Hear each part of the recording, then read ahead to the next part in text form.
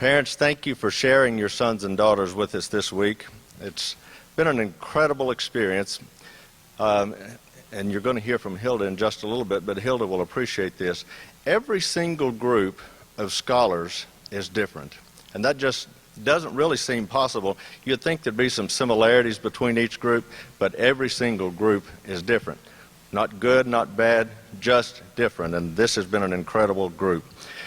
You know because you dropped them off there on Sunday, but again this year we partnered with Lindsey Wilson College and hosted the camp on Lindsey Wilson's campus. So before we even get started, I really want you to thank Lindsey Wilson for the incredible hospitality that they've shown us this week. Go ahead.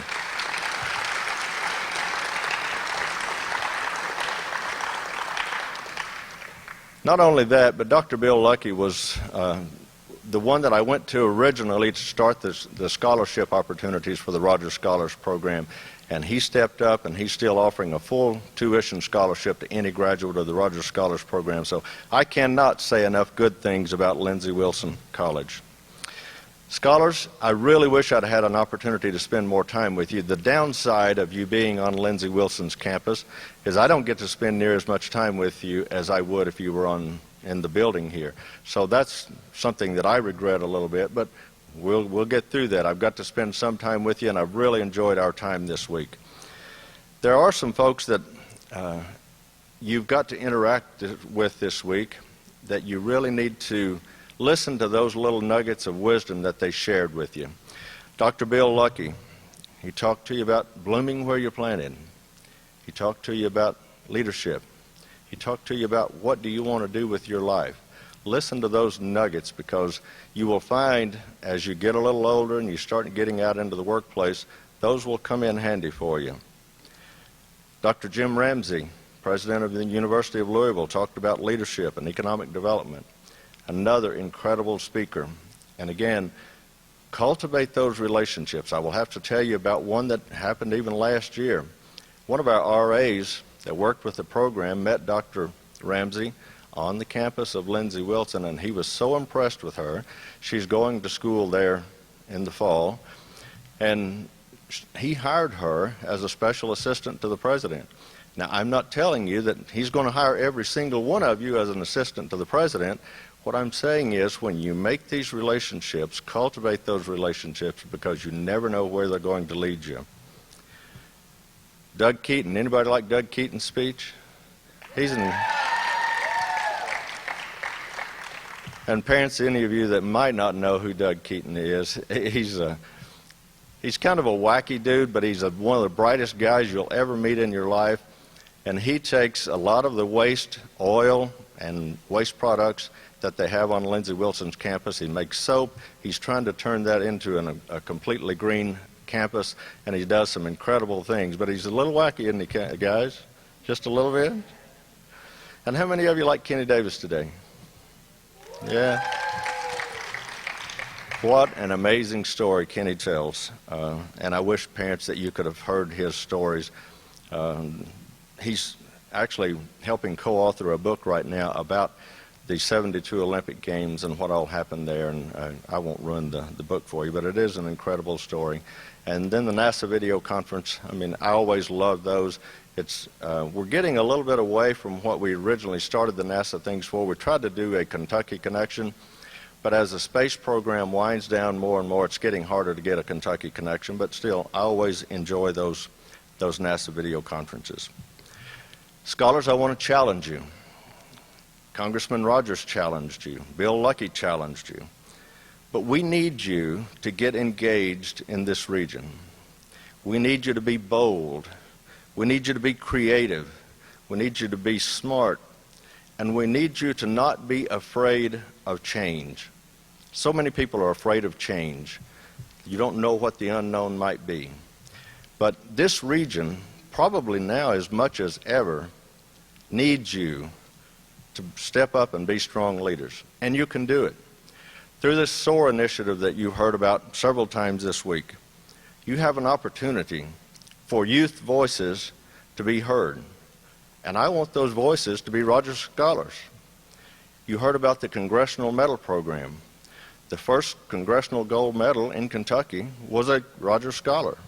I want a whole lot more of those Rogers Scholars getting those congressional medals. I want more of the Rogers Scholars engaged in the SOAR initiative or engaged in other initiatives that will change Southern and Eastern Kentucky forever. And you are those folks. You have the ability to do that. You are now part of an elite group. You're a graduate of the Rogers Scholars Program, or you will be here very, very shortly. But along with that comes some responsibilities.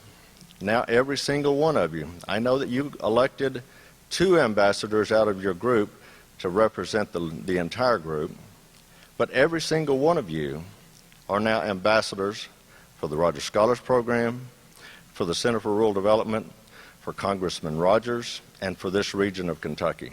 And we need you to step up and take that challenge. There are so many needs out there, and we really need you to get involved and make a difference and complete those community service projects. As you're doing those, parents, please help them complete those community service projects. Because as I said on Sunday, to qualify for the scholarships, they absolutely must complete those community service projects. I'm going to hush now and bring up our speaker for the evening. This is someone that I have known many, many years. She actually is the person that hired me at the Center for Rural Development many years ago, in 1997 to be exact. She was the first executive director of the Center for Rural Development, and she's actually the one that birthed the Rogers Scholars Program. She and I have had that conversation for a long time. She birthed it, and then I've tried to take it and raise it and try to improve on it every single year that we possibly can. When Hilda left the center in 2000, she went to work for George W. Bush in D.C. running the Rural Utilities Service, and she was there throughout George W.'s term. And after her time at Rural Utilities Service, she decided to go into consulting and do the work that she absolutely loved. And she focuses on two areas primarily: electrical utilities and then broadband technologies. Well, the broadband technologies, you've heard this week about the center's involvement in broadband technologies, and Hilda is I will say, an expert in those areas. But she has a love for this region, and she has an absolute love for the Rogers Scholars Program. Please give a warm welcome to Miss Hilda Legg.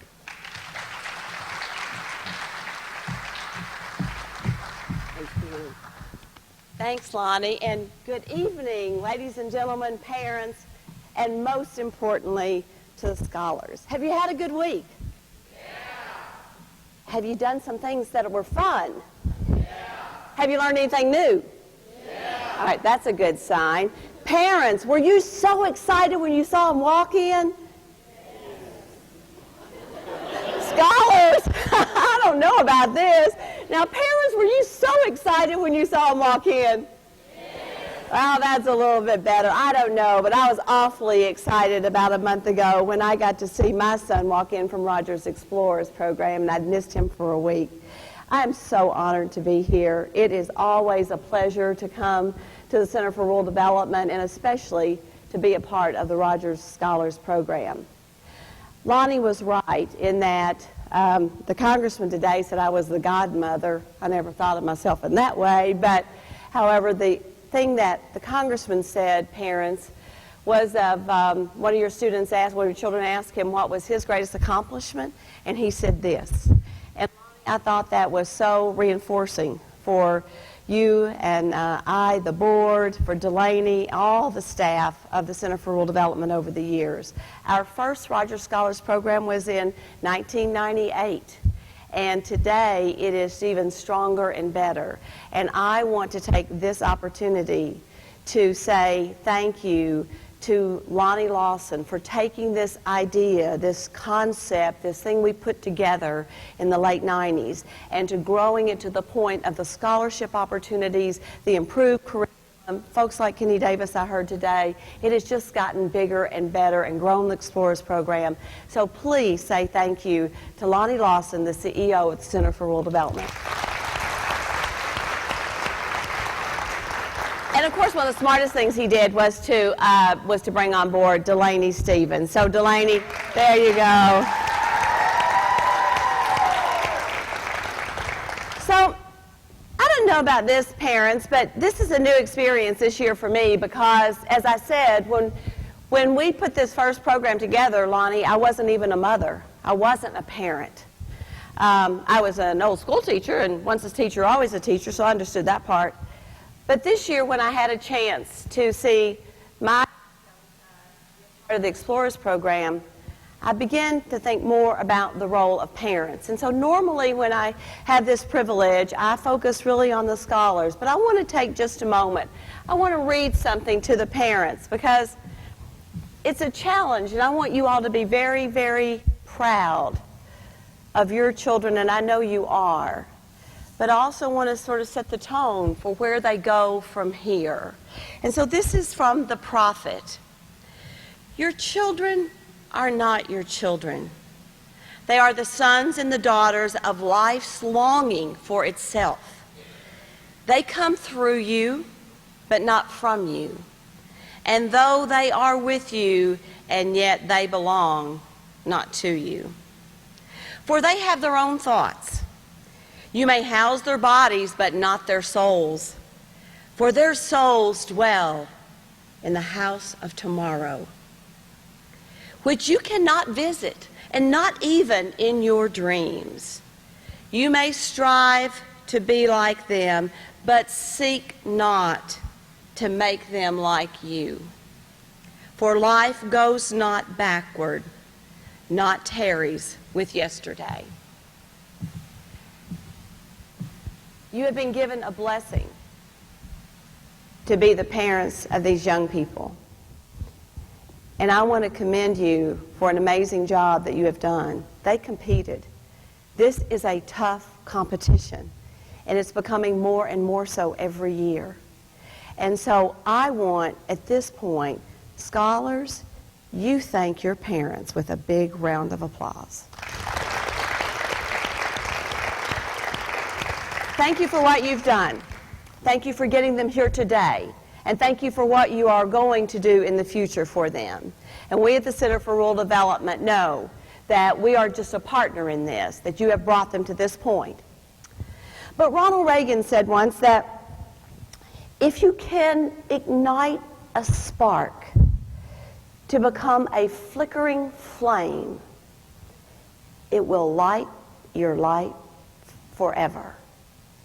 We hope somewhere this week we have in some way taken that spark and lit a flame that has changed your life and will change your life for the rest of your life. You've had a big week. You've done a lot of fun things, and you've learned a lot, and you're going to get up here and perform, and we love seeing that. So I'm going to just simply give you 3 pieces of advice, because I don't know, as tired as you may be, whether you could remember much more than that, right? Are you a little bit tired? Yeah. You going to sleep on the way home? Yeah. All right. Sleep in the morning late. So parents, hope you don't have a lot of lists of things for them to do. 3 things. First and foremost, believe in yourself. It's real simple. You know, the good book in Ecclesiastes says there's nothing new under the sun, and there isn't. So I'm just going to take this opportunity to remind you of 2 or 3 things. Believe in yourself. If you do not believe in yourself, no one else will. Sometimes, and I say this, being a product of rural Kentucky and a product of Appalachia, we sometimes have thought that we were less than, not as good as, a little bit behind. But I want you all to know that when you look at people like Congressman Hal Rogers, born and raised in Barrier in Wayne County, when you look at his accomplishments, Kenny Davis, everybody that you've been exposed to this week, you are that and more. You can be the next Congressman Rogers, the next president, the next CEO of a multi-billion-dollar company. You can be the best teacher that has ever walked this planet. You can be the best parents, the best farmer. Kenny talked about agriculture and food today. The point is, nobody else can give it to you, and nobody else can do it for you. You have to do it yourself, and you have to believe in yourself and know that you can. And so first and foremost, if you don't believe in yourself, no one else will. Just because we're from Eastern Kentucky or rural Kentucky does not mean we are any less. In fact, it probably means we are more and we are better. And yes, there'll be challenges. You think the first time I went to Washington, D.C. when I was in my 20s, they didn't make fun of the way I talked? Born and raised, never been out of rural Kentucky? Of course they did. But you get through that one and you go back again, you just keep persevering. And you put yourself out there. And the second point is, when you believe in yourself, you face your fears. Face your fears. Get over it. They're real. They're going to be there. Did anybody do anything fearful this week? Raise your hand. Did you do anything scary this week? All right. How many of you did the ropes course and all of that, right? Was that a little bit scary? All right. You faced it. You did it. You succeeded. Now, whether you were the most gracious one going down that line, I don't know. But you did it, and you overcame it, and you made it happen. There is no turning back when you set your mind on a goal. When you believe in yourself and you face whatever it is that you want to accomplish, don't give up. Stay focused. Work hard. And don't turn back. Be like Cortez, the Spanish explorer. He was sailing to find America. He had his crew with him, and they landed in the Indies. And he got there, and there were natives, and there was disease, and there were mosquitoes, and he was trying to build huts and everything, and his people were so unhappy, all of his crew. And he knew he could not quit. If he was going to discover America, he could not quit and go home. And so what did he do? He faced his fear. He burned the boats. He burned the boats. There was no turning back. So don't give up. Face your fears. We all have them. Me, you, everybody. Embrace them. Make them a part of how you can actually do better and be more. And face your fear. And some of you are going to be really fearful when you get up here in a few minutes on this stage in front of this audience. Yeah, I see it. All right. You are. But you will do it, and the next time you'll do it, and the next time you will do it again. So believe in yourself. Face your fear. The other thing is, I want you to understand that you have a purpose. You are not here by accident. There's a purpose for you in your life. Sometimes it is not always easy to discern. Sometimes at my ripe old age, I'm still trying to figure out what I want to be when I will grow up. Okay? But know that it is there. And know that as you do the work, Estonian proverb says, the work will show you how. Sometimes you'll find yourself in a situation, you won't know how to work it out. You won't know how to accomplish the task. You'll maybe say, yeah, I could do that, or I'll go to Rogers Scholars. You could, what do I do now? How do I do this? You're going back home with the community project. Really important part of the Rogers Scholars. How am I going to do this? How am I going to make this happen? How am I going to get a consensus in my community? How am I going to raise the money? The work will show you how. Roll up your sleeve, stay focused, be committed, don't give up, know that you can do it, and dig in, and you will accomplish it in some way. Now, it may not look exactly like you think it is going to look today. You know, life may not be exactly the party that you think it's going to be, but you might as well dance and have a good time while you're going through it. So when the point is, get in there and stay focused and accomplish whatever it is that you set out to be. Because that is what it's all about. That's what life is about. So sometimes when you're thinking that you're not very important, or maybe because you were from rural Kentucky, that maybe you aren't meant to be great, well, you're meant to be great. I want you to know, in some way, you are the world to so many people, and you will continue to be. So there is greatness in you. This region, this commonwealth, this country needs you as leaders. Lonnie was right. We expect so much of you. You have been given an opportunity. You have been loved and nurtured by your parents. And now we want you to go out there and blossom and grow and make this world better. As you look at what you want to accomplish, think about, how does it make someone else better? How does it improve the lives of your fellow Kentuckians, your fellow classmates, your fellow scholars, your family members? What might you cure?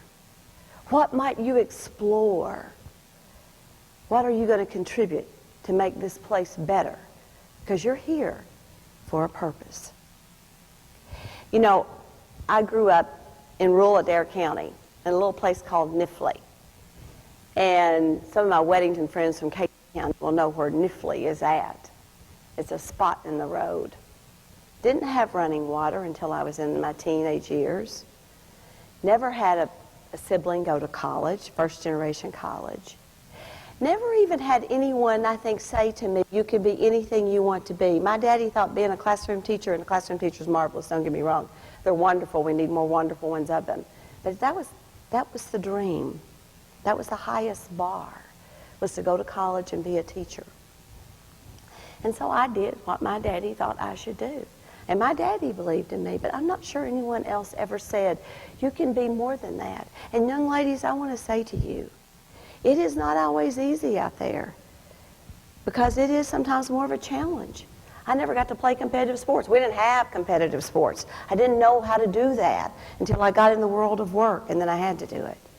The point is, no matter where you're from, no matter what your family life might or might not be, no matter what your financial and economic status is, there's opportunity.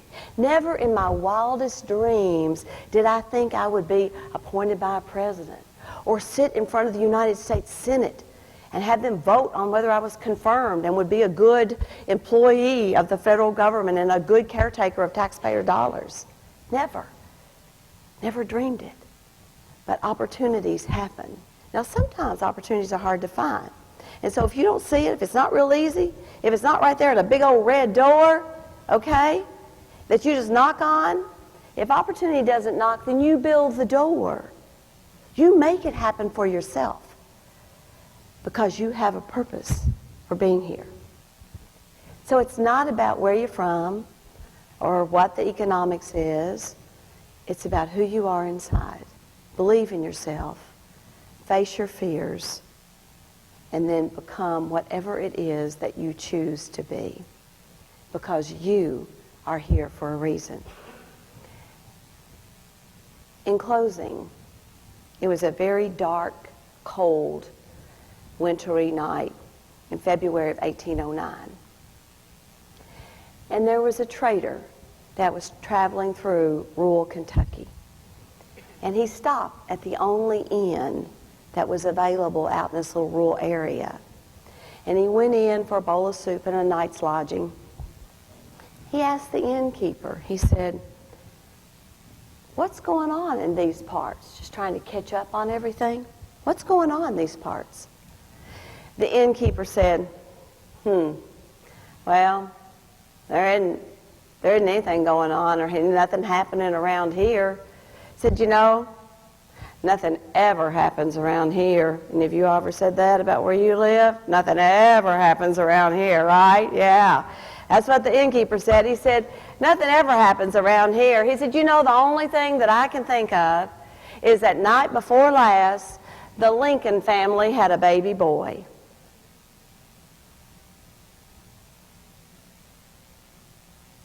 That nothing important that happened night before last kept our United States of America together, a country that you and I enjoy the benefits and privileges of today.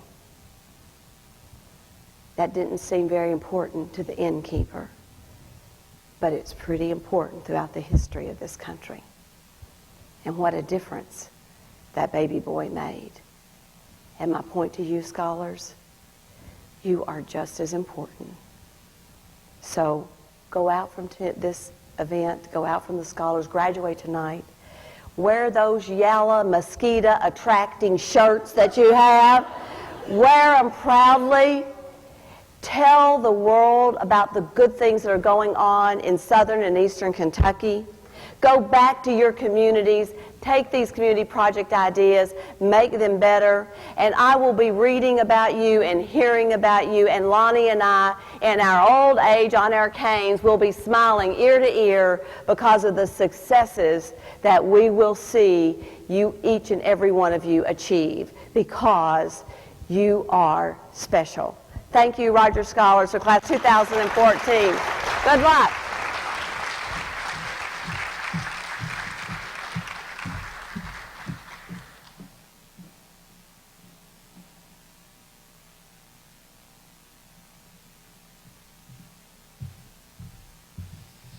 Thank you, Hilda. And it's really hard to follow that, but I'll do my best here.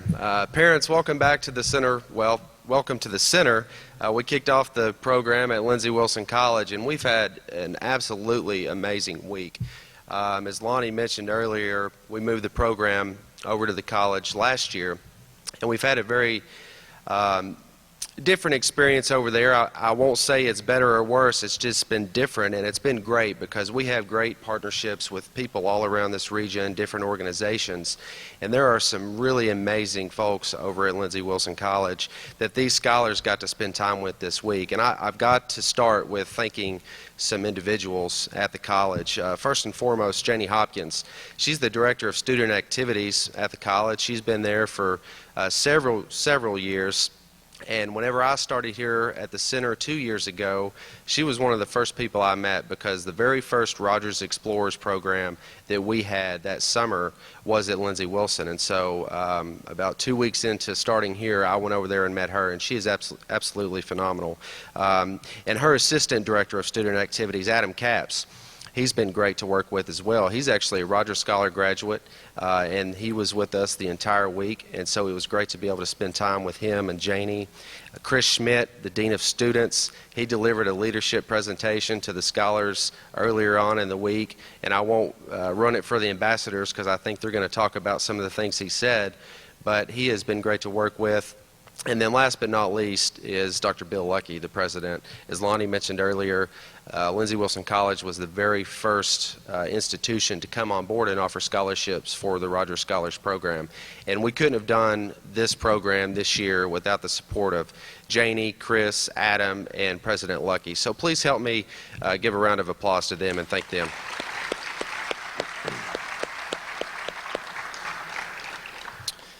And then I have to say a very special thank you to Aaron and Logan. They spend more time with me during the summer than I spend with my fiance or anybody else. And so they keep me sane. They help me get things done with these programs. And so thank you all very much. They're graduates of the Rogers Scholars Program, and they know what it means to be a Rogers Scholar. And so we're very fortunate to be able to have former graduates come back and work for us during the summer. So thank you all.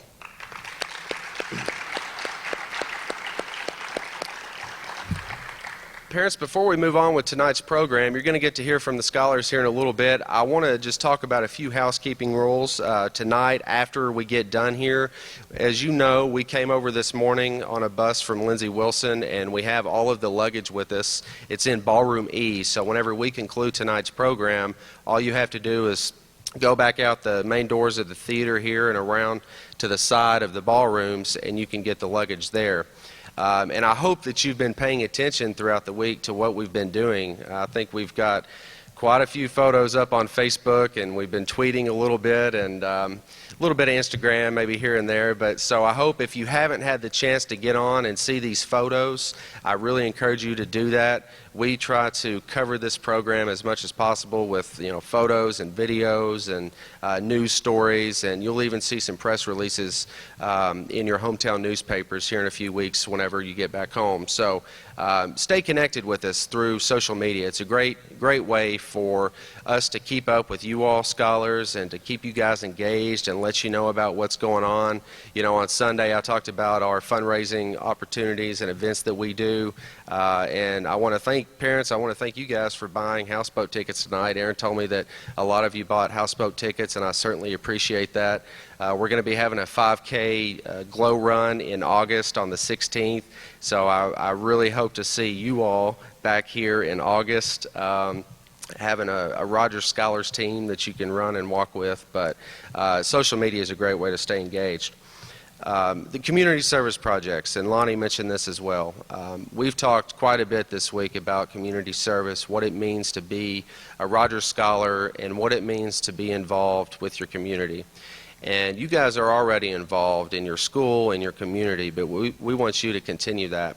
And in order to be eligible to receive the 17 different scholarships that are associated with this program, you have to complete a community service project within a year of graduating from this program tonight.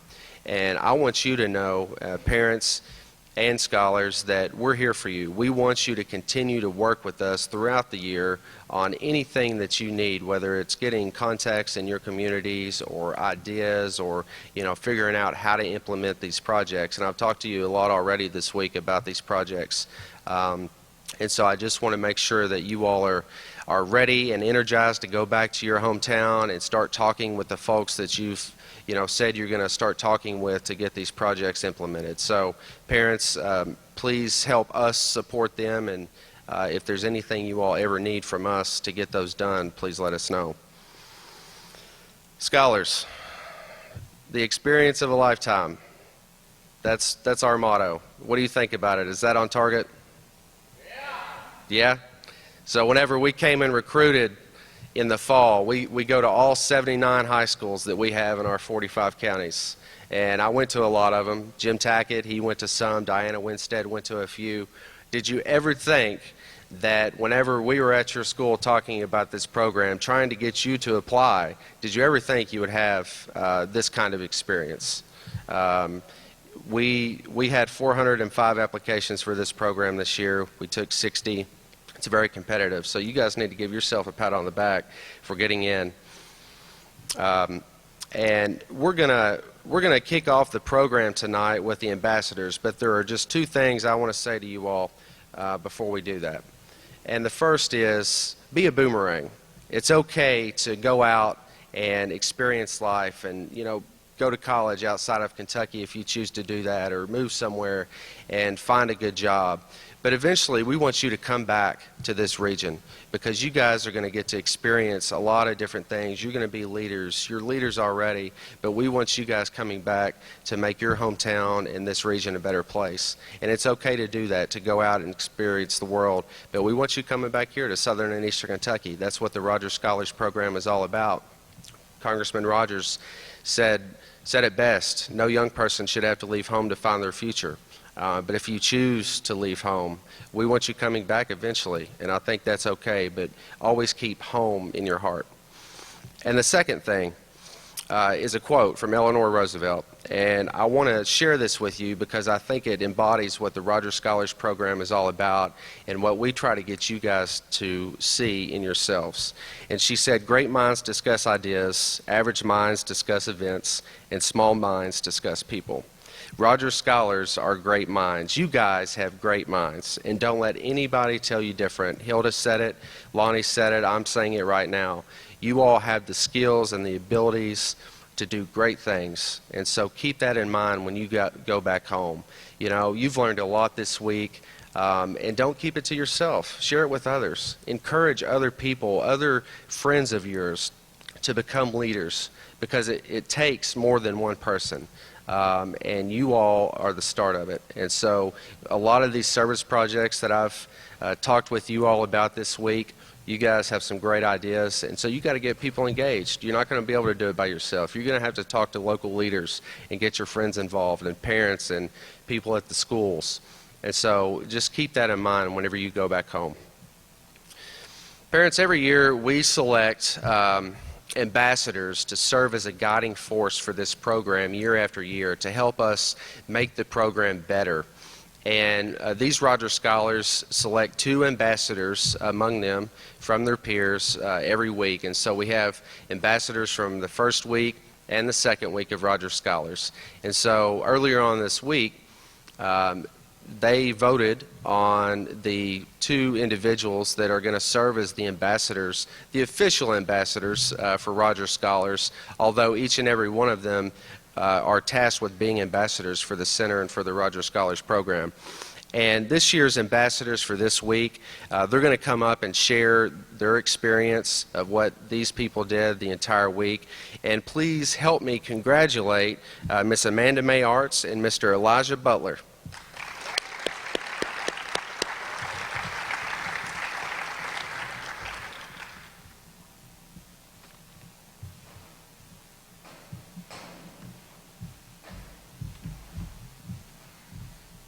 I'm Elijah Butler. I'm from Laurel County.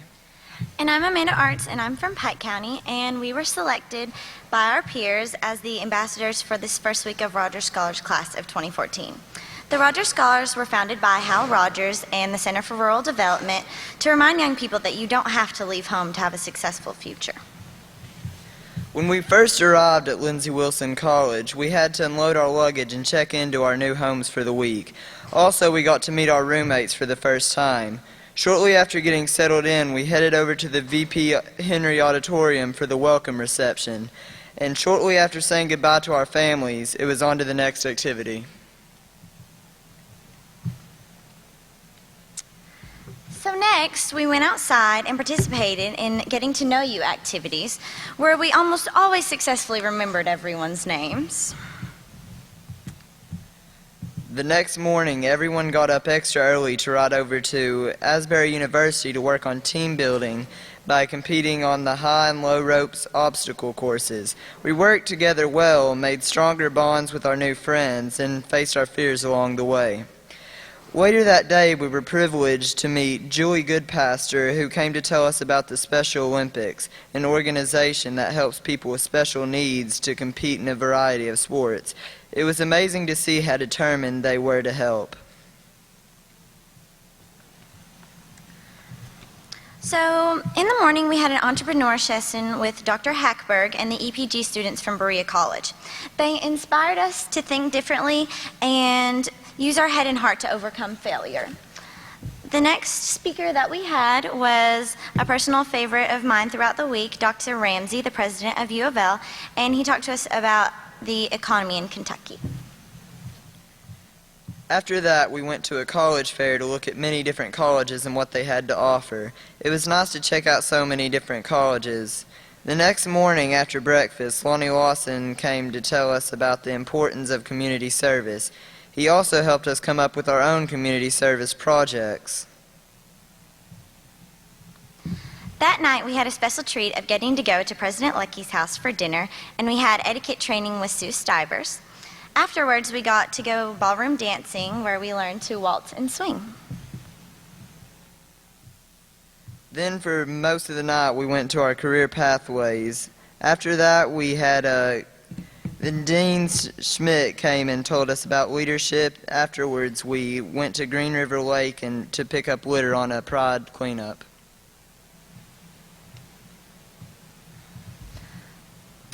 Doug Keaton presented to us about his work at Lindsey Wilson and as an inventor and environmental activist. He was probably one of the most memorable speakers we had, and he inspired all of us to be innovative and daring. After lunch, we had the opportunity to have a video conference with NASA. We learned about what it takes to send a rocket into space. Dr. Lucky spoke to us about his journey to become president of Lindsey Wilson, while he encouraged us to bloom where we are planted. So last night we had our cookout and send-off party, complete with beach volleyball, tennis, swimming, basketball, and food, and plenty of pictures were taken. And finally, the night came to a bittersweet end when Elijah sang us back to the dorms for the last time. We awoke this morning and loaded our insane amount of luggage onto the bus and headed towards Somerset. Once at the center, we presented our community service projects to Lonnie Lawson. And next, we had the honor to meet Hal Rogers and listen to his aspirations and accomplishments as congressman.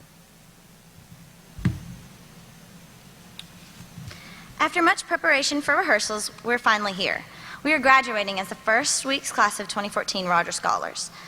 The friendships we have made here and the lessons we have learned, we will never forget. These 29 people are my family, and I'll always remember this life-changing experience.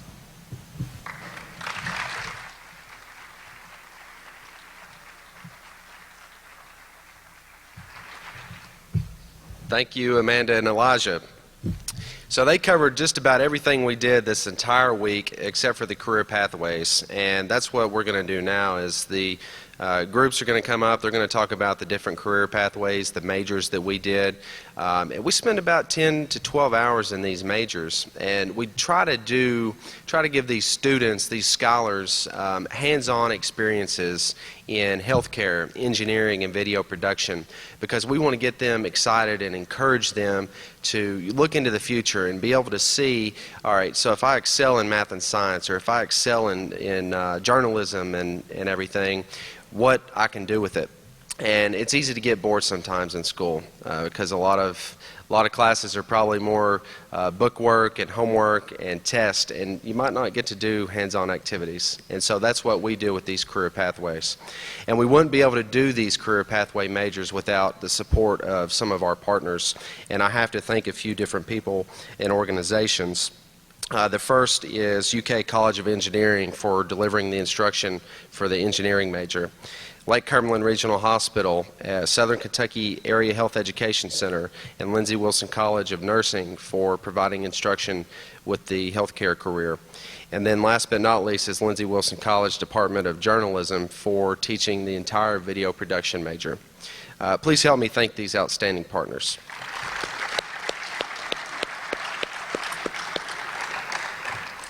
So the first group that's going to come up and talk about their major is engineering, and please welcome to the stage the engineering students.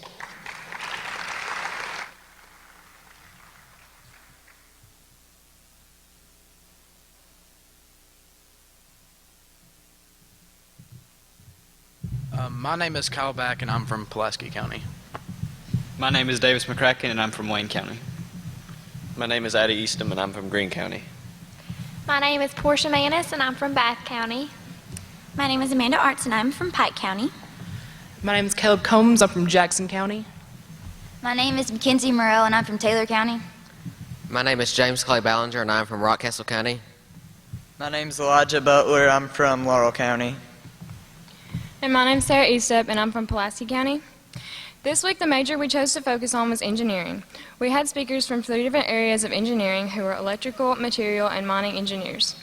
We participated in several hands-on projects throughout the week and learned how you could use engineering in practically any career field.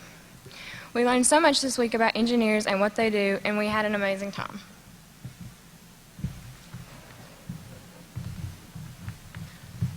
Our first session was electrical and computer engineering with Dr. and Mrs. Walcott. The first thing we did before we went inside the classroom was team building exercises outside. This helped us to learn how to work together just like real engineers do in teams. Following the leadership activities, we focused on learning about the many different types of engineering. We learned about these types by watching a PowerPoint presentation and participating in a group-led quiz. Within this activity, we received information about biosystem engineering, chemical engineering, civil engineering, computer engineering, electrical engineering, material engineering, mechanical engineering, and mining engineering. Taking part in this activity has truly opened my eyes into seeing how every branch of engineering works together and how each type is dependent upon another.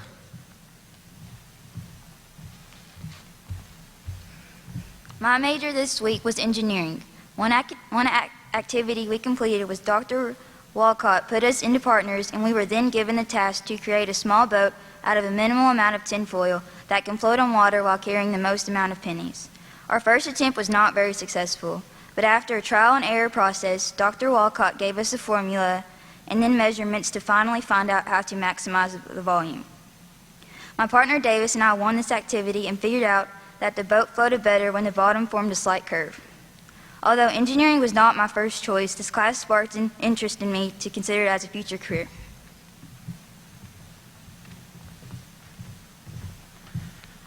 One of the projects we did this week was make an electric motor using a magnet, a battery, copper wires, 2 paper clips, and a rubber band. It spun around on its own, and it taught us how electric motors work.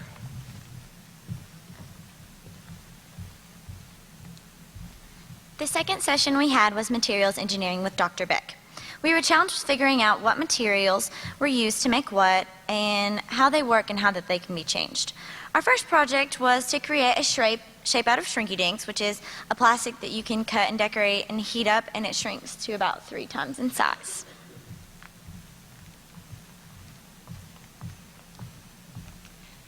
We then used the shrinky dink that we made and imprinted a mold that we made out of silicone to and let that harden so we can pour metal in there that we melted and have a cast for a token to take home.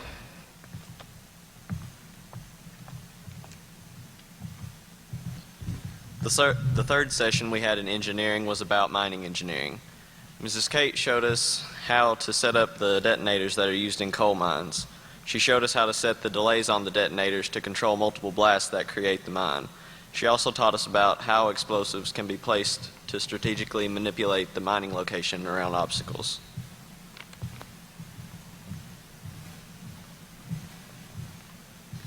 I get to talk about everybody's favorite aspect of mining engineering is blowing stuff up. Miss Kate showed us a lot of videos of her awesome UK professor, and he blew up a lot of stuff like bats, chickens, cows, and even a whale. They're all dead. Before. She also talked about interesting and common misconceptions like coal mines. Some people still believe that you do it the old-fashioned way and go down a coal mine with a pickaxe, but it really is a lot of computer engineered stuff now.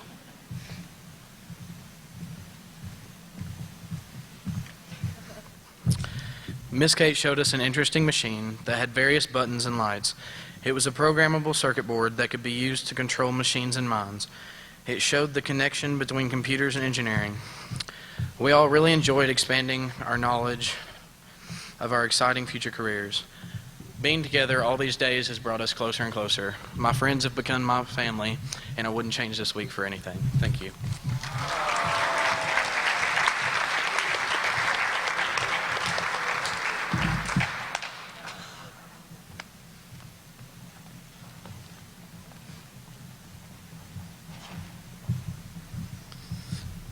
Good job, guys. The next major that I'm going to welcome to the stage is the healthcare major, and this major is always the most popular choice, although we only put 10 students in each of these majors. But I believe they had it the hardest because they had to wake up at well before 6 a.m. one morning to get over to Somerset to the hospital. We have to deal with the time change and everything, and so they're going to come up and talk about their experience. And guys, you want to come on up?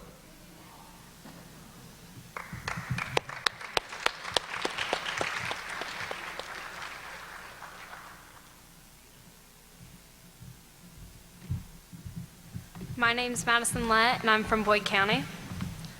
My name is Ashley Bergman, and I'm from Knott County. My name is Mahala Walker, and I'm from Perry County. My name is Mary Mansfield, and I'm from Estill County. My name is Marissa Rourke, and I'm from Russell County. My name is Paige Anderson, and I'm from Monroe County. My name is Kirkland Fletcher, and I'm from Johnson County. My name is Evan Hensley, and I'm from Clay County. My name is Lauren Wethington, and I'm from Casey County. And my name is Savannah Muse, and I'm from Pulaski County. We all have a passion for healthcare, and it was most definitely our first choice. We got the opportunity to visit and tour Lake Cumberland Regional Hospital for both days. Not only did we get to visit the hospital, we were able to participate in tests that they performed there. Lindsay Wilson also gave us the opportunity to have a nursing lesson. My fellow scholars will explain in more detail. The first thing we got to participate in when we arrived at Lake Cumberland Regional Hospital Wednesday was to go visit with physical therapist Dr. Jeff Harden. He spoke with us about the schooling a PT must go through before he or she begins practicing, what they do when they're with a patient, what options they have when it comes to the workplace, and the pros and cons of becoming a physical therapist. After our discussion ended, Dr. Harden tested my reflexes, then proceeded to explain to us what makes a reflex healthy and what makes one unhealthy.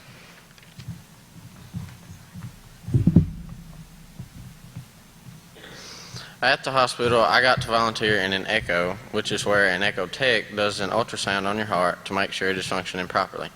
When this was taking place, I got to see my heart beat and the valves open and close to let blood in and to let blood into the heart and circulate through the body. When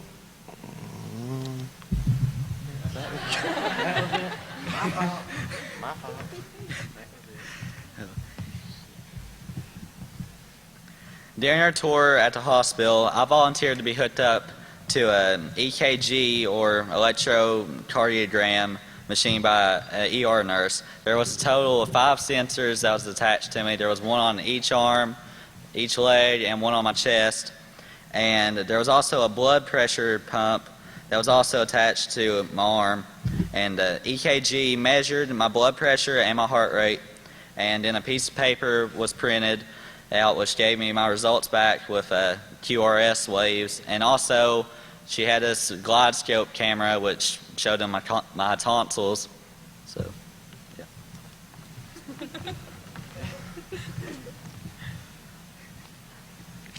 This week, we had the honor of meeting Dr. Seatak, a general surgeon of the hospital.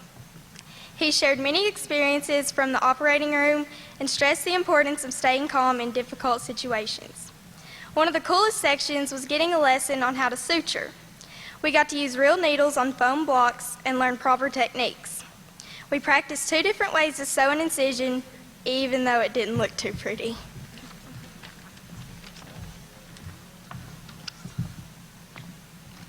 On our second day, we got the opportunity to take the tour of the hospital. We got to see what happens there every day. First, we went to the emergency department, where we were shown a gyroscope, EKG, pulse rate, oxygen level, and a crash cart. We also got to the radiology department, where we saw 64 slice, CT, X-ray, MRI, and an ultrasound. The hospital allowed us to go to the cath lab and see a lot of equipment that was very interesting. The lab was also an interesting part of our experience because we got to see bacteria and how it is stored in a fridge to grow and develop so it can be studied. We also got to see the blood bank where they separated and tested it. Cardiopulmonary was a fun time for Evan where he took a respiratory test. And lastly, we got to visit the helicopter. That was very interesting hearing the nurse talk about the different jobs that he participates in while he's in the helicopter. First thing on Thursday morning, we got to the hospital and got suited up with our scrubs, masks, hairnets, badges, and shoe covers. We were all excited because we didn't know what to expect or how we would react in the OR. Waking up at 5 a.m. was definitely worth it. Thursday, we had a very unique experience at Lake Cumberland Hospital of observing surgeries in the operating room. The operating room is a sterile environment and has various health and confidentiality rules we had to follow.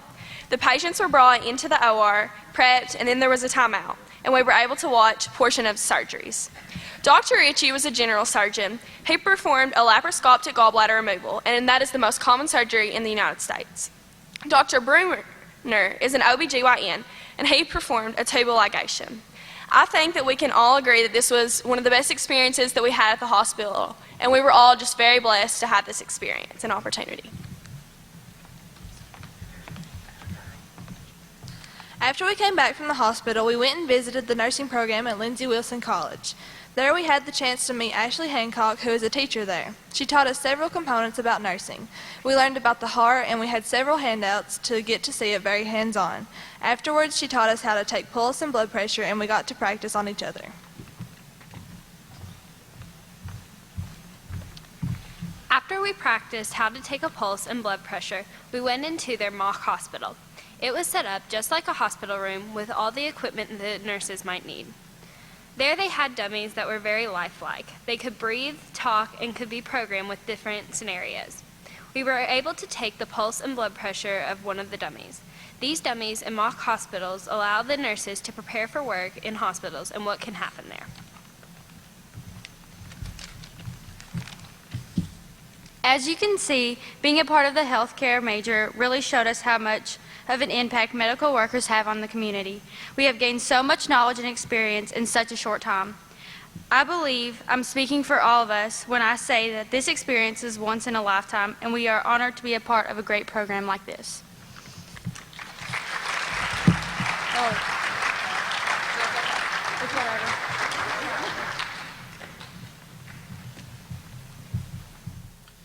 Thank you all. And the last major that's going to come up and talk about their experience is the video production major. We've had a really great experience being at Lindsey Wilson College these past couple of years because we changed up the video production major a little bit. It's worked really well, and so these guys are going to come up and talk about everything they did.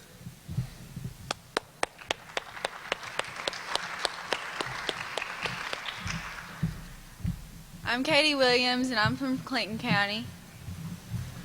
I'm Grant Kaiser, and I'm from Lawrence County. I'm Gage Edmonds, and I'm from Metcalfe County. I'm Laura McCourt, and I'm from Johnson County. I'm Taylor Wayman, and I'm from Menifee County. I'm Kennedy Buckler, and I'm from Pulaski County. I'm Matthew Dixon, I'm from Knox County. Shauna Morrow, and I'm from Garrett County. I'm Rachel Bertram, and I'm from Wayne County. And I'm Lindsay Pennington, and I'm from McCreary County. So when we first arrived at our video production course, we got acquainted with our instructors, Stephanie Tarter and Travis Smith, who are both broadcasting professors at Lindsey Wilson College. They gave us a brief overview of how we would be doing our video production, which includes the steps on the screen over here. Oh, sorry. You have your idea, which translates to your script, your interviews and your B-roll, your editing, and your studio production.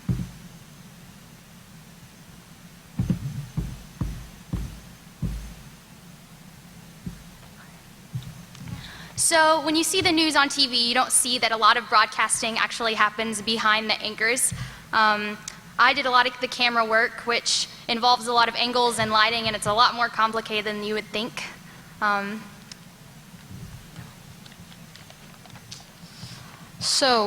Before we could begin, we really had to draft a story. Ms. Tarter, really gave us free rein on any topic that we wanted to do. We gathered into 2 separate groups and then decided on our stories.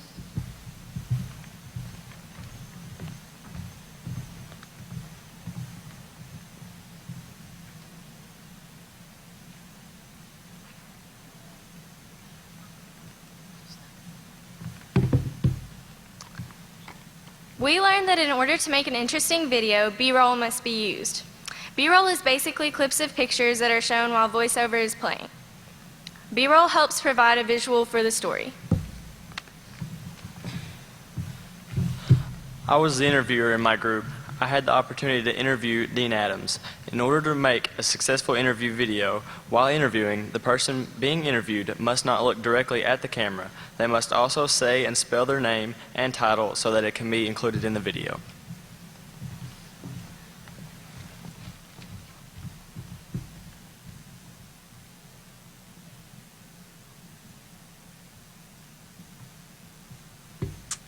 When editing your video, you want to take small pieces instead of the video as a whole.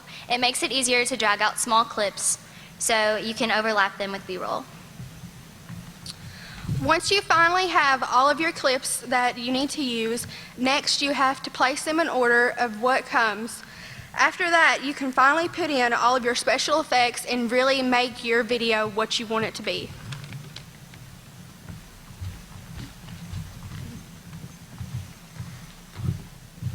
Our class split into 2 groups. Each group interviewed separate people and made separate videos. Lauren and I, as news anchors, tied the 2 videos together and started and ended the news report.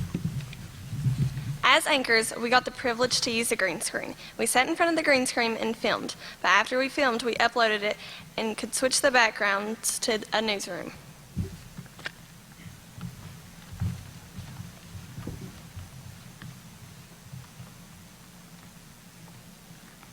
Katie and I are the voiceovers. Travis Smith and Stephanie Tarter recorded our voices, and then we matched it up with a video. Grant and I used voiceovers to tell the story of the interview instead of the audience actually hearing every word said. Also, over the course of the week, we learned what it really took to make an interview and make a video, and now you all are going to get to see it.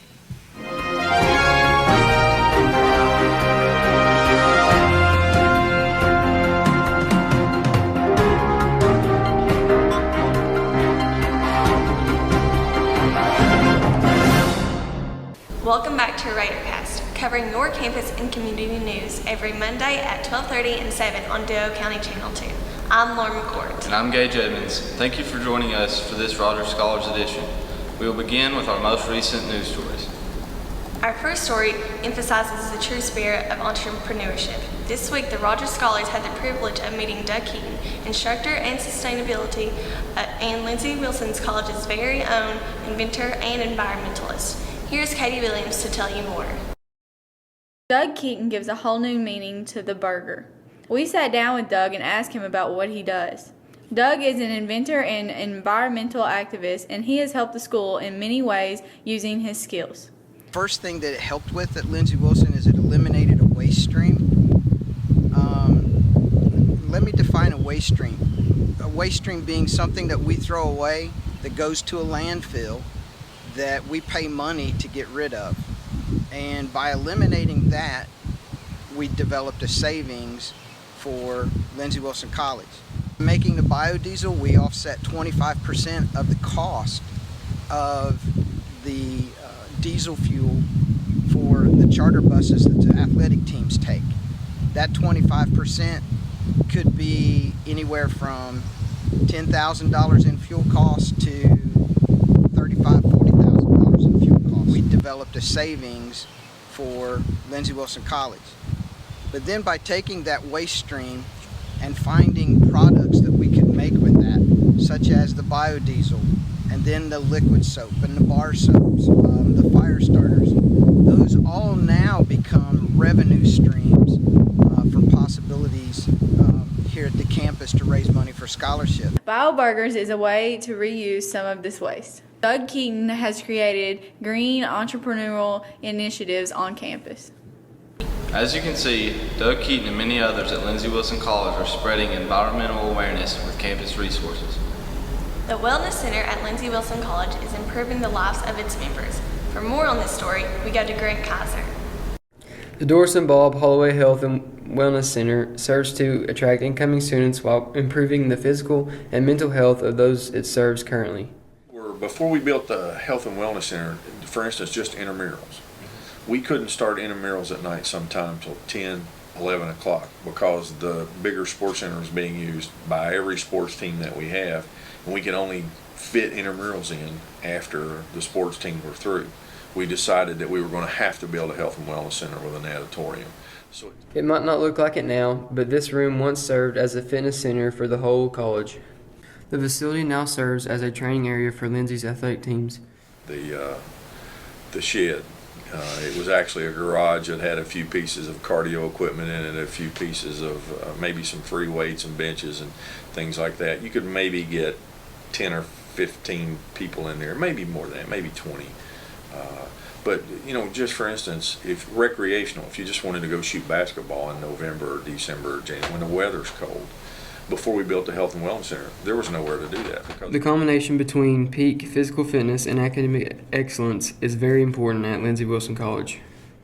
Be a swimmer or a weightlifter or a runner or whatever it may be, there's just lots of activities over there for you to do. It has really changed our campus for the better. I think it's there's probably not anything on this campus that changes lives more than the Health and Wellness Center. I know a guy that worked out in there and lost over 100 pounds.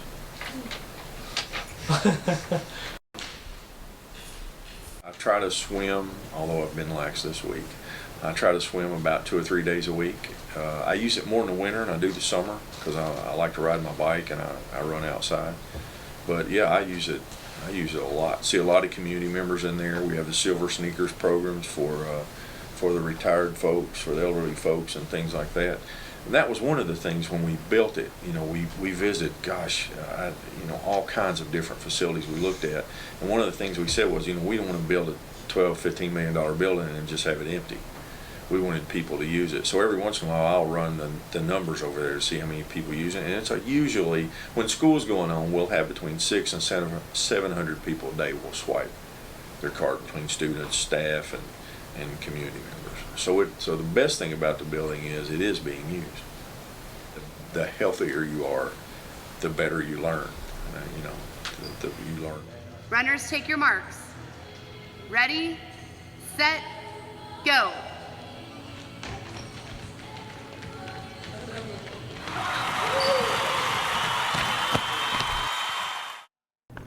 After all, a healthy body is a happy body. Having a facility such as this is very beneficial to the college's students and faculty. For more about the Doris and Bob Holloway Health and Wellness Center, go to info@lindsey.edu. That will conclude the Rogers Scholars edition of RadarCast. Check in on Monday at 12:30 and 7 on Duo County Channel 2, covering your campus and community news. Thanks for joining us. I'm Laura McCourt. And I'm Gage Evans. Have a great day.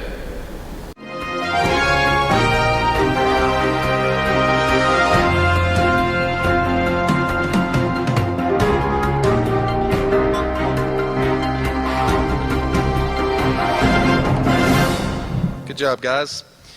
Well, that concludes the major presentations, and before we present certificates to these Rogers Scholars tonight, I want to call Logan Finley up.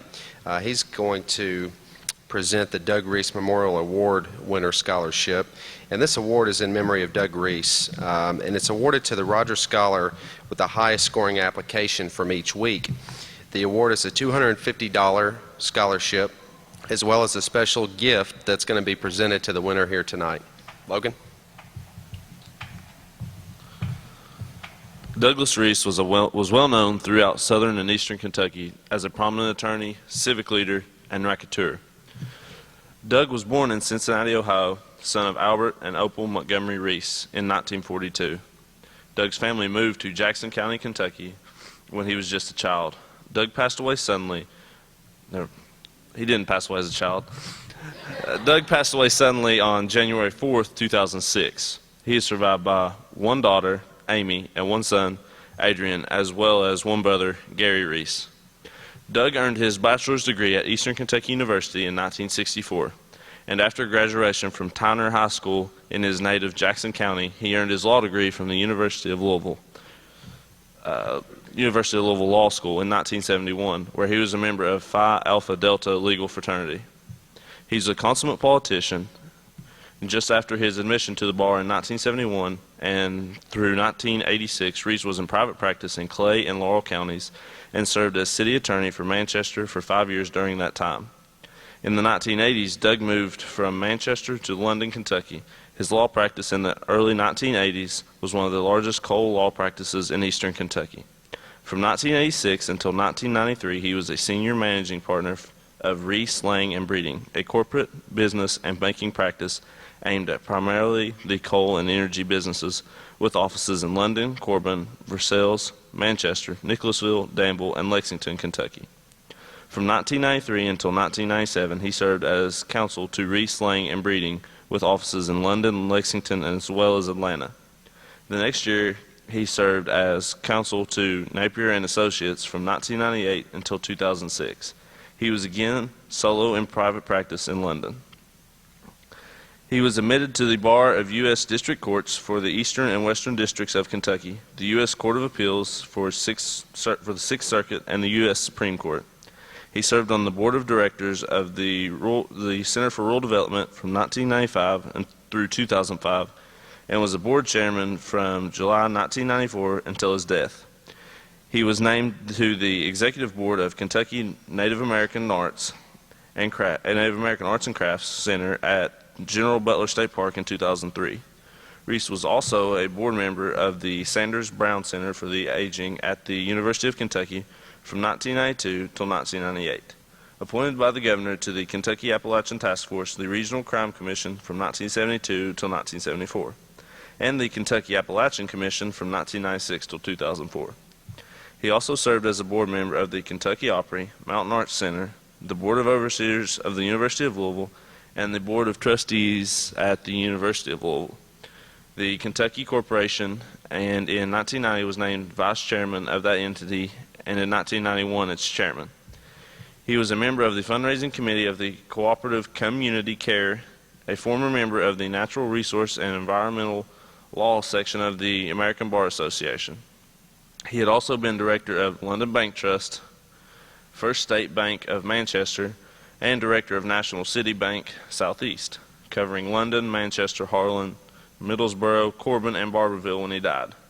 Reese was a Mason and a member of the Lafayette Club, National Trust for Historic Preservation, Kentucky Historical Society, the Jaycees, Kiwanis Club, London Laurel Chamber of Commerce, Sons of the Mexican War Veterans, and Kenton Ken, descendant of Simon Kenton. This year's award winner is Savannah Muse.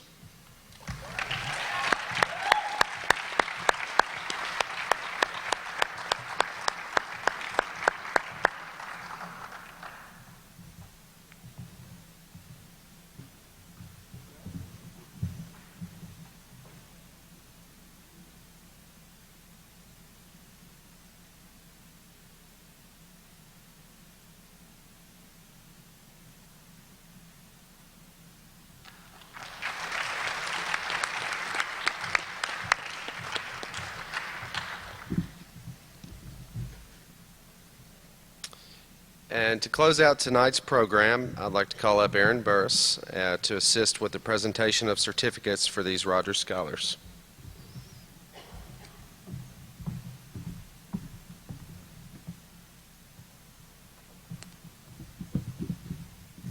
Paige Anderson.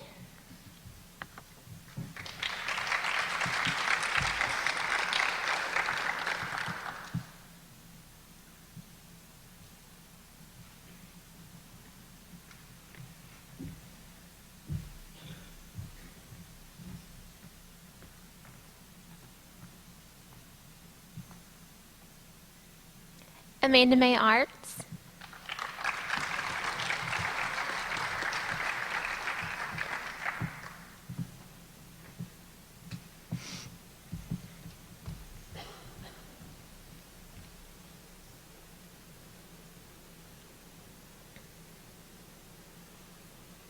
Kyle Back.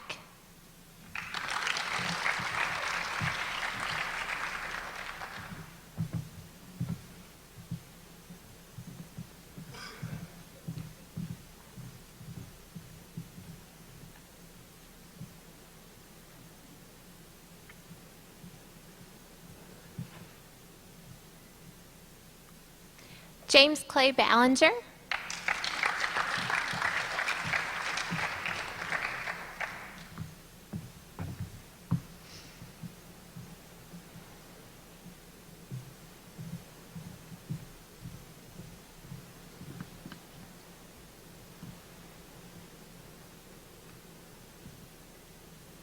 Ashley Bergman.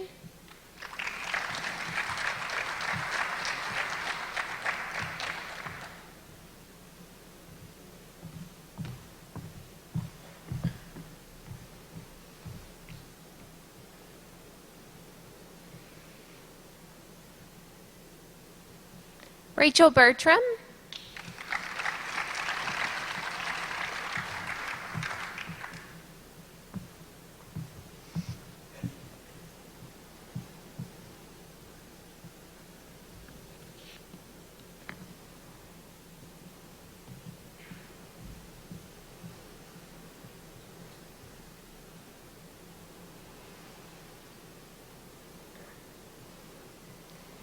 Kennedy Buckler.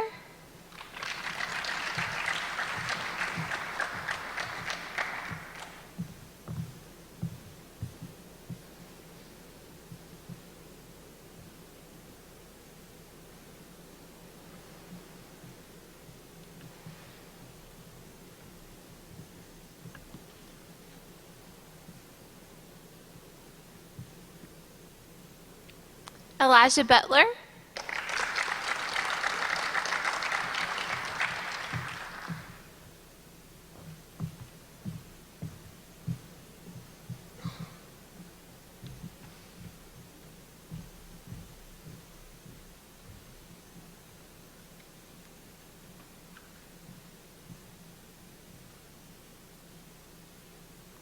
Caleb Combs.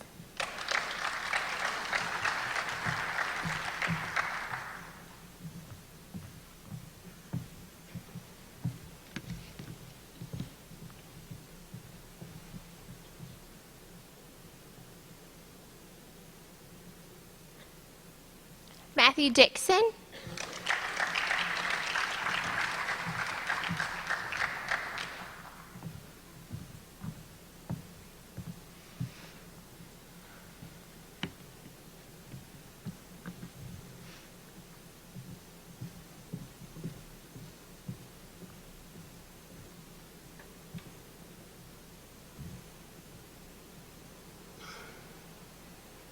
Addie Easton.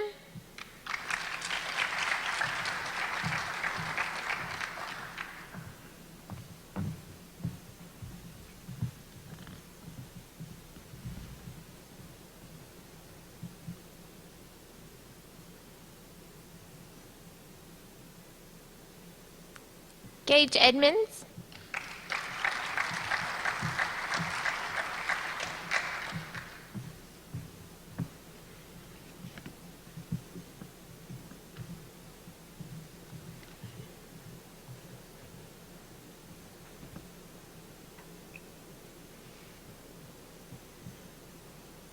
Sarah Eastep.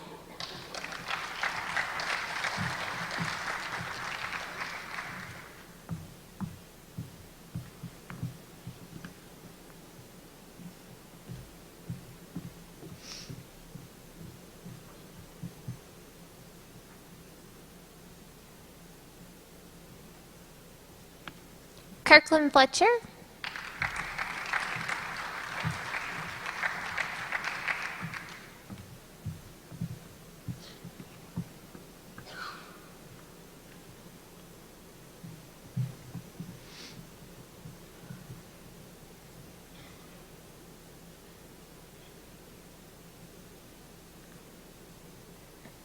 Evan Hensley.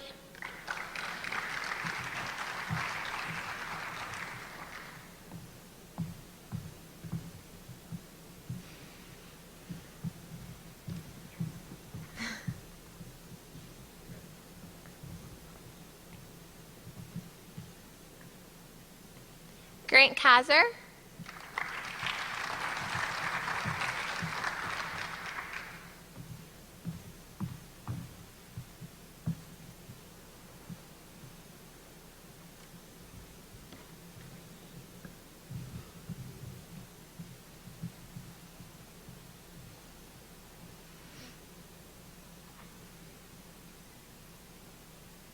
Madison Lett.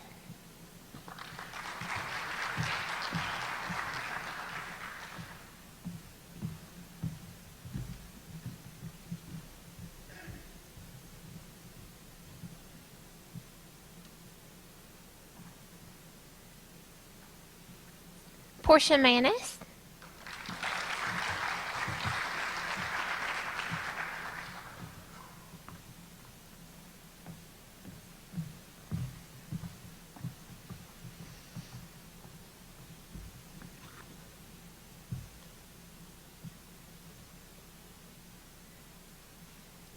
Mary Mansfield.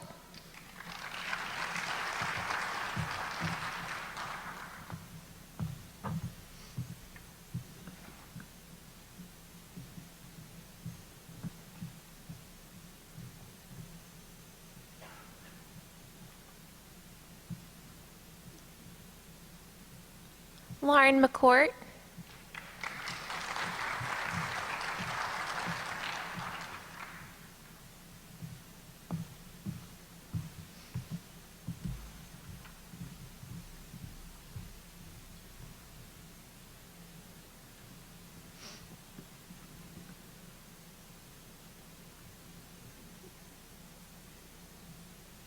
Davis McCracken.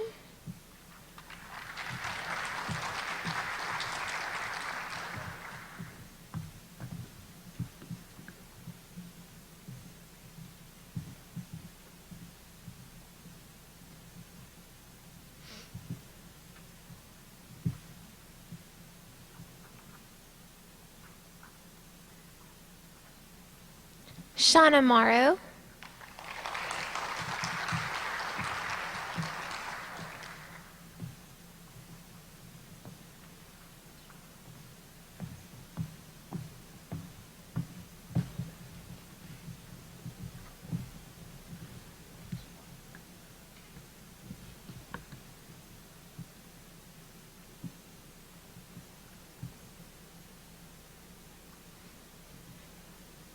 Mackenzie Merle.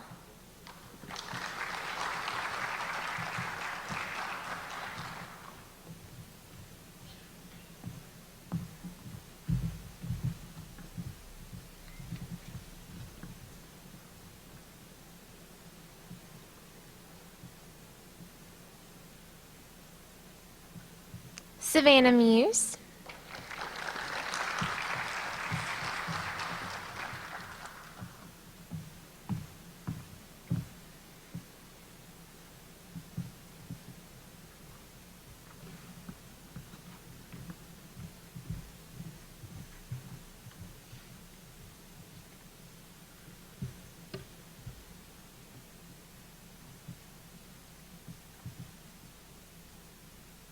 Lindsay Pennington.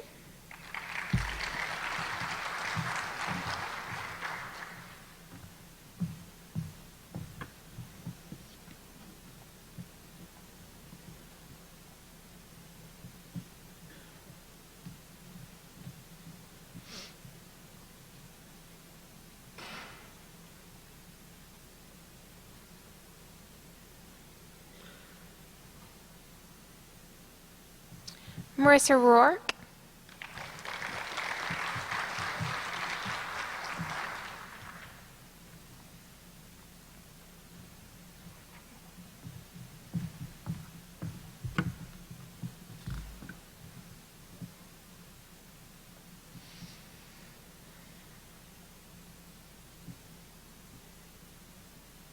Mahala Walker.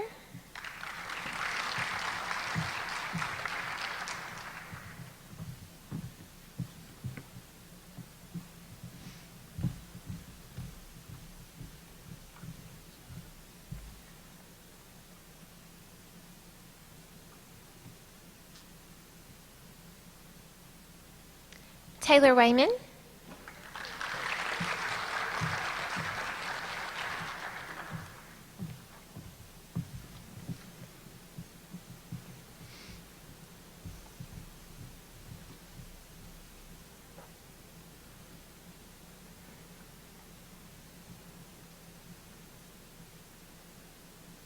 Lauren Wethington.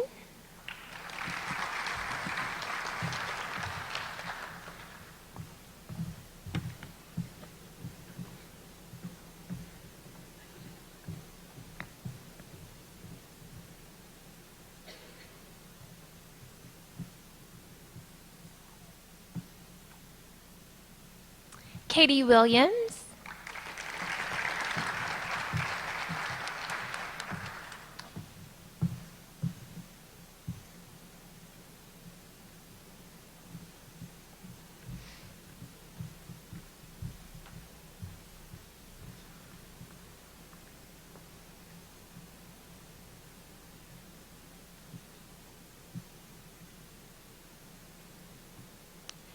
Ladies and gentlemen, these are your 2014 Rogers Scholars.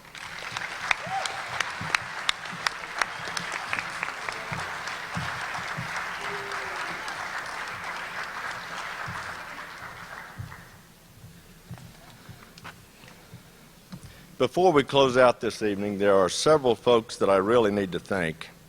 First and foremost, and I would ask you to help me thank him, Congressman Rogers, the namesake of this program. Please give him a huge round of applause.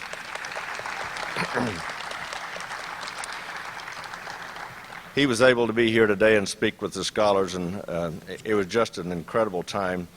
I see him in so many different settings, but when he said this was his greatest accomplishment in his personal career, I mean, it makes me feel really, really good to be a part of this program. So we owe a tremendous amount of gratitude to Congressman Rogers.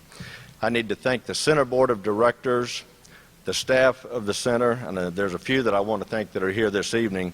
A couple that back here that you don't see, one up top you don't see. Shannon Carter, Jonathan Foster, Sharon Dotson, who's taking photos, Steve Albritton, who is upstairs doing lights and sound, Wes Brown is videoing it, and if I missed any center staff that are here, I apologize. But it takes an entire center staff effort to pull off a program like this, and I am so fortunate to be a part of this center staff. So would you give those folks a round of applause, please?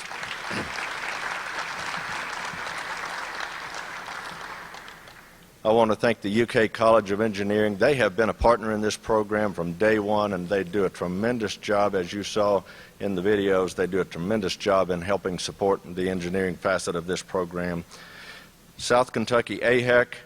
Lindsey Wilson, we've said over and over, but I cannot say enough good things about the partnership that we have with Lindsey Wilson and Dr. Bill Lucky. South Kentucky RECC, the Rural Electric Cooperative, they've raised over $175,000 to support this program over the last 12 years. Do a tremendous job supporting the program. The AT&T Foundation, Mr. Milton Huffaker, Conley Bottom Resort, Lake Cumberland Regional Hospital, Somerset Community College, all of our speakers, and last but not least, certainly all of you parents. Please give all of those folks a huge round of applause. And I think they have a special treat for you, the 2014 Week 1 class of Rogers Scholars. Guys, it's yours.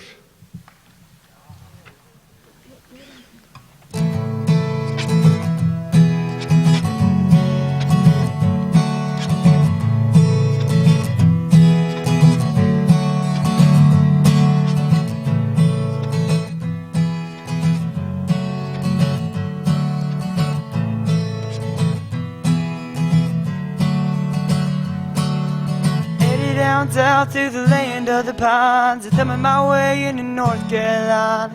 Stand up the road, pray to God I see headlights. Made it down the coast in 17 hours, and I'm picking me a bouquet of dogwood flowers. Oh, for all I can see my baby tonight. So rock me, mama, like a wagon wheel. Rock me, mama, any way you feel. Hey, mama, rock me.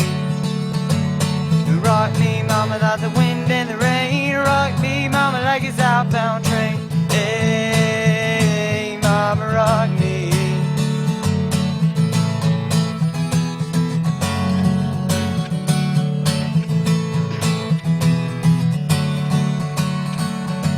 I'm running from the cold up in New England. I was born to be a fiddler in an old time dream, and my baby plays the guitar, big banjo now. But with the North Country winters keep it get me down. Lost my money playing poker, so I had to leave town. But I ain't a turning back, living that old life no more. So rock me, mama, like a wagon wheel. Rock me, mama, any way you feel. Hey, mama, rock me. And rock me, mama, like the wind and the rain. Rock me, mama, like a southbound train. Hey, mama, rock me.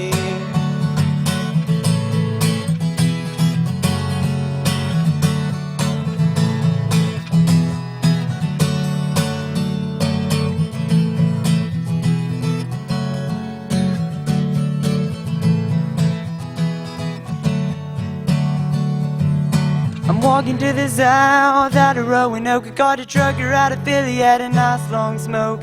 He's headed west from the Cumberland Gap to Johnson City, Tennessee. And I gotta get a move on, I'm fit for the sun. I hear my baby calling my name and I know that she's the only one. If I die in Raleigh, at least I will die free. So rock me, mama, like a wagon wheel. Rock me, mama, any way you feel. Hey, mama, rock me.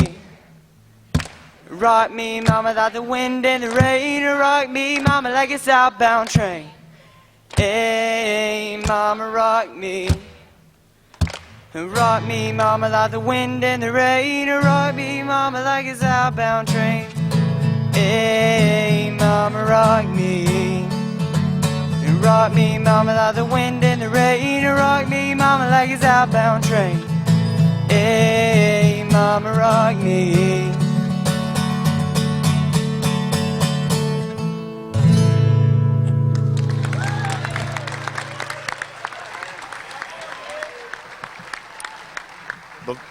Before we close out,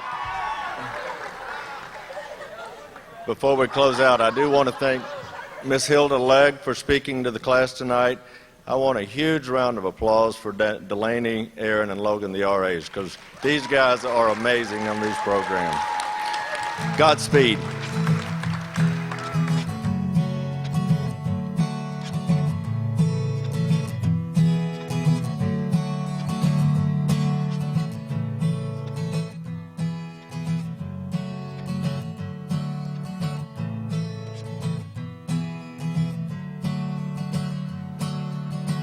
Down south to the land of the pines, and thumbing my way into North Carolina.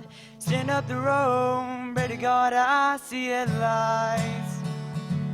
Made it down the coast in 17 hours, and I'm picking me a bouquet of dogwood flowers. Oh, for all I can see my baby tonight. So rock me, mama, like a wagon wheel. Rock me, mama, any way you feel. Hey, mama, rock me. Rock me, mama, like the wind and the rain. Rock me, mama, like a southbound train. Hey, mama, rock me.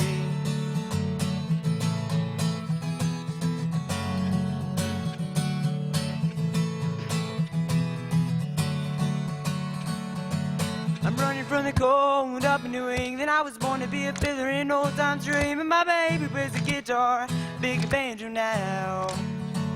But with the North Country winters keep it get me down. Lost my money playing poker, so I had to leave town. But I ain't a turning back, living that old life no more. So rock me, mama, like a wagon wheel. Rock me, mama, any way you feel. Hey.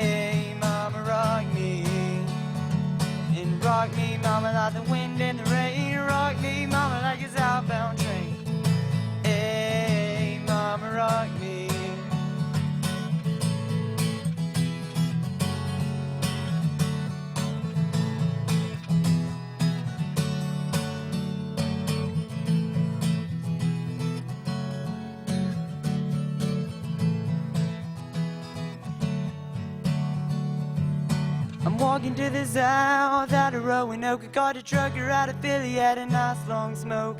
He's headed west from the Cumberland Gap to Johnson City, Tennessee. And I gotta get a move on, I'm fit for the sun. I hear my baby calling my name and I know that she's the only one. If I die in Raleigh, these I will die free. So rock me, mama, like a wagon wheel. Rock me, mama, any way you feel. Hey, mama, rock me. Rock me, mama, like the wind and the rain. Rock me, mama, like a southbound train. Hey, mama, rock me.